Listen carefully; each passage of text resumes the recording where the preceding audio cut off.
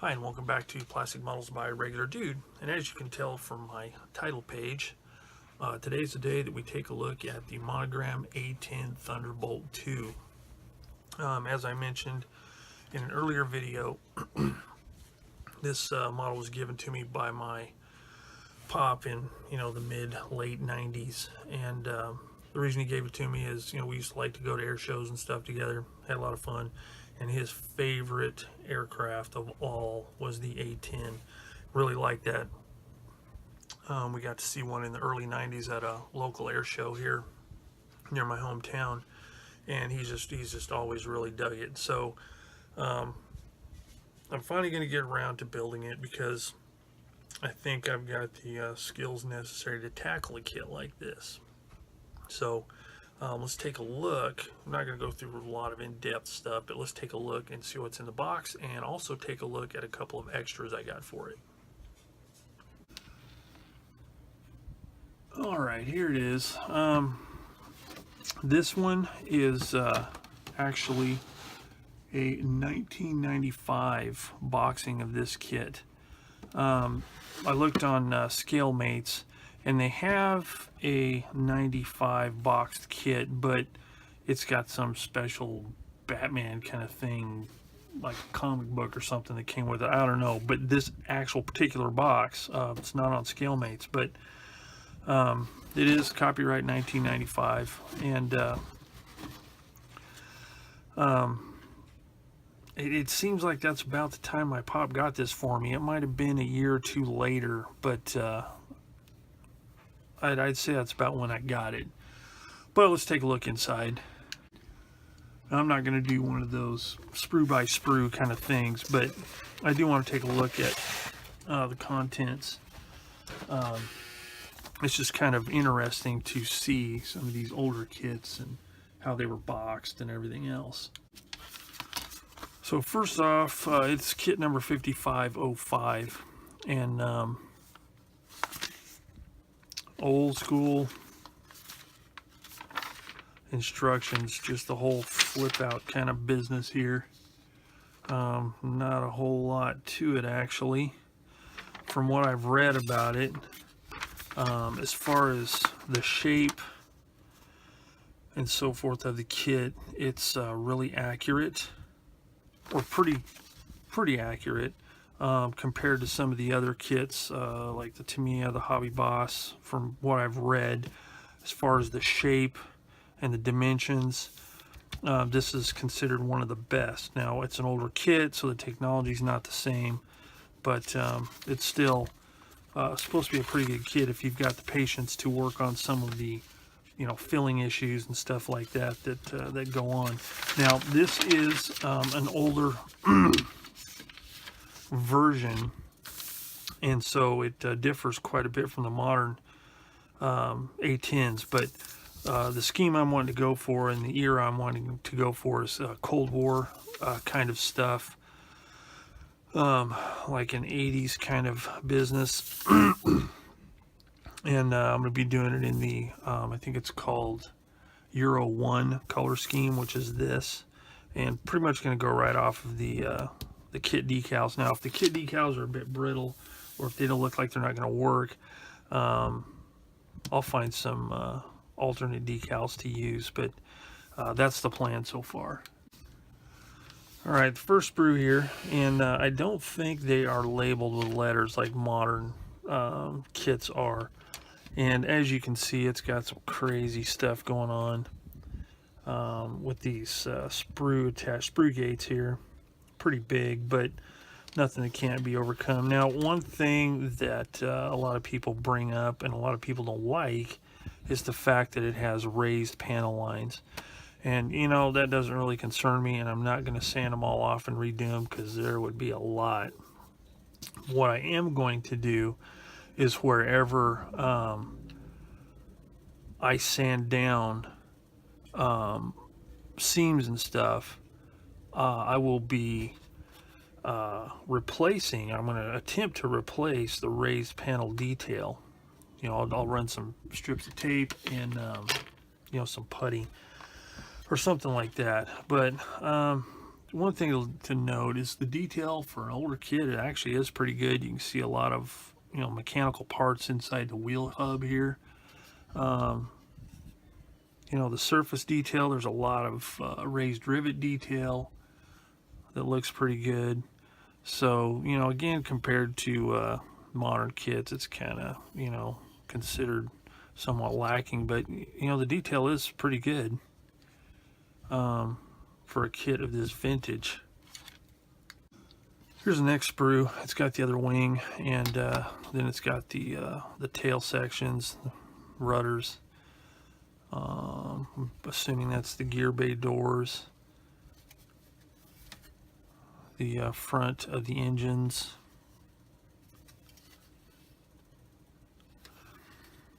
The tires even have Goodyear or whatever it is molded into them, so that's kind of nice.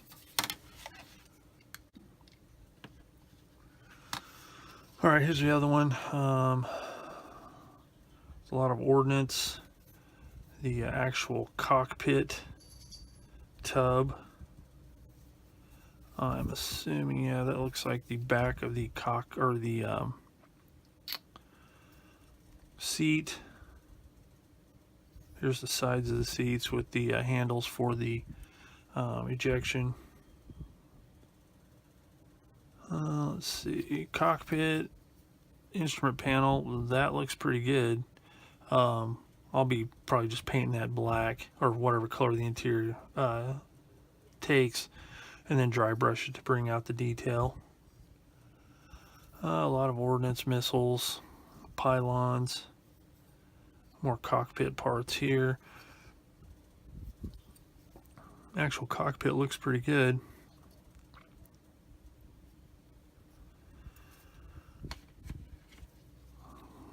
Control stick. More ordnance. I'm assuming that's the front gear bay, possibly. I'm not sure. I'm not really familiar with these aircraft. Landing gear. Landing gear doesn't look too bad. It's got quite a bit of flash on it, but nothing that can't be tackled. And a little figure. So it'll be interesting to see how the figure paints up. But I think I am going to use him. Possibly. We'll see. And here are the clear parts. This right here, from what I gather, it's a prop for the back of the aircraft, since it'll be a tail sitter if I don't put any weight in the front end, because of the tricycle landing gear. Let me have to polish out some of that rough stuff there. The canopy and the windscreen. Windscreen doesn't look too bad. Not too bad, not too much distortion. The side does.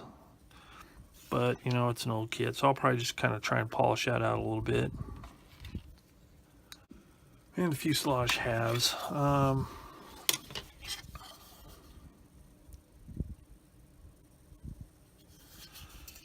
Copyright, Monogram Models Incorporated, all rights reserved, made in USA. So that's kind of nice. The inside of the gear bay's got a lot of detail in it, so that looks pretty good. Paint that up before we put it together. Again, the detail on the outside looks really good. Lots of raised rivets, which from what I have read, that's the way it should be. Now, where I'm going to have problems, well, not really problems, but where I'm going to lose some detail is going to be whenever I clean up these seam lines, whenever I glue this thing together. Now, I'll be as careful as I can, but I'm probably going to lose some of that, so, you know, I may have to just deal with that. But in dry fitting it earlier, everything lines up really well. And if I take my time, I should be able to minimize any steps or anything like that. But yeah, it's a pretty good size aircraft. Now, here's one of the wonky things about this kit, and this is probably the thing that made me not put it together last time I got it out a few years ago, is this crazy Gatling gun on the front. Can't remember the numerical designation, but it's pretty, you know, it's just a molded thing, and it's got like a cap that goes on the end. So that's where the extras come in that I got.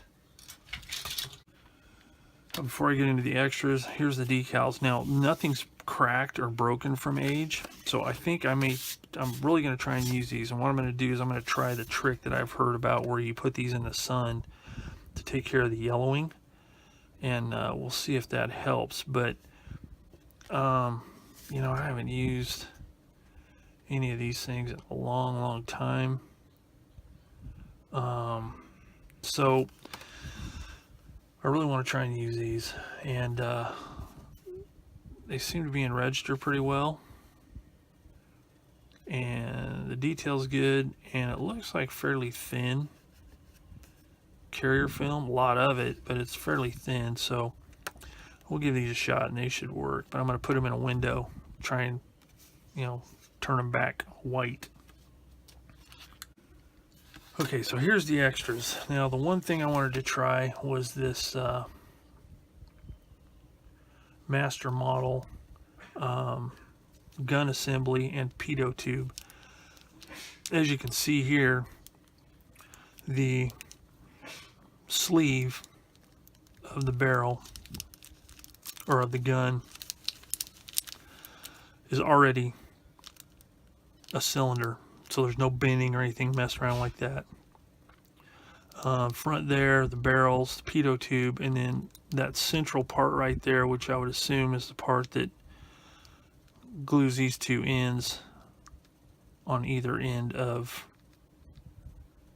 the cylinder there. So it looks like a nice set. I haven't opened it up yet, but it was really cheap. Got it online, got it really quick.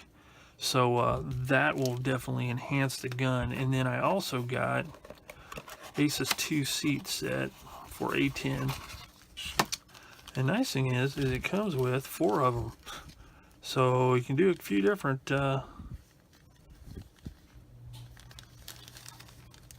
you can do a couple of kits with this.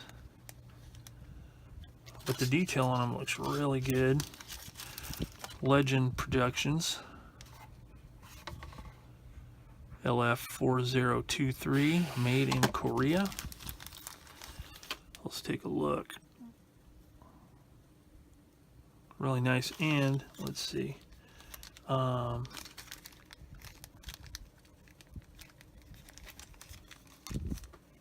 they're all the same. Some other smaller parts.